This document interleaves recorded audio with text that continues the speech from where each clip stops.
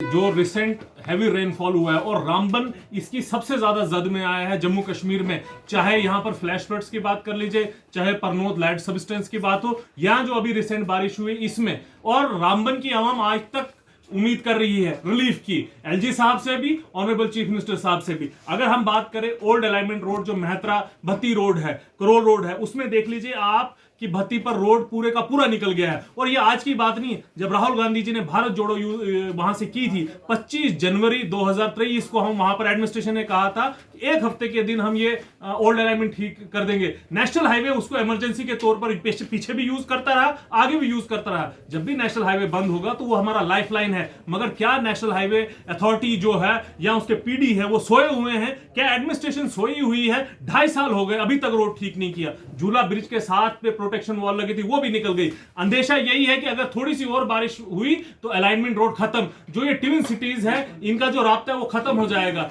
हमारे कॉलेज के लड़के आज भी वहां पर जाएंगे, कॉलेज में जो लड़के पढ़ते हैं मेहतरा से जो जाएंगे वो कहां से जाएंगे?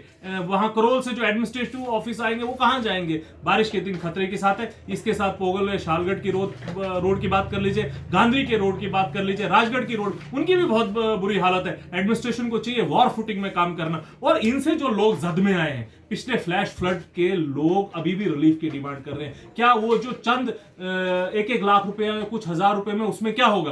परनोद लैंड सबस्टेंस में बहुत तमाशा हुआ, बहुत मीडिया वाले आए, बहुत एडमिनिस्ट्रेशन में आए, वो लोग अभी भी डिमांड कर रहे हैं कि इंसाफ की डिमांड कर रहे हैं। और कल भी जो रिसेंट रेनफॉल हुई, हैवी रेनफॉल हुई, उसमें भी लोग अभी उम्मीद कर रहे हैं। मैं चाहता हूं और यही मांग करता हूं एलजी साहब से, उमर अब्दुल्ला साहब से भी, कि वॉर फुटिंग में ये जो है रिलीफ है, इसकी वॉर फुटिंग में रिलीफ पब्लिक को दिया जाए। और ऐसा एक अलग से फंड बनाया जाए जो होता है प्राइम मिनिस्टर रिलीफ फंड में भी होता है, चीफ मिनिस्टर रिलीफ फंड में, सिर्फ रामन को ही नहीं मिलता है। जब सीएम का दौरा था तो उन्होंने कहा था स्पेशल पैकेज दिया जाएगा, मगर कहां आपके सामने है। यहां पर तो हमारे सीएम साहब सिर्फ यहां पर आए और चुटकुला बोल के चले गए। इसके साथ साथ हमारे जो मिसिंग यहां पर हमारे जो एमपी साहब हैं, पीएमओ में बैठे हैं। रामबन से आपने इतने वोट, हजारों वोट लिए, आपसे लोग गुहार कर रहे हैं कि फ्लैश फ्लड के लोगों को इंसाफ क्यों नहीं मिला? परनोद के लैंड सबस्टेंस को रोड जो लैंड सबस्टेंस में इतने सैकड़ों घर, 100 से ज्यादा लोग बेघर है, उनको आज तक इंसाफ क्यों नहीं मिला?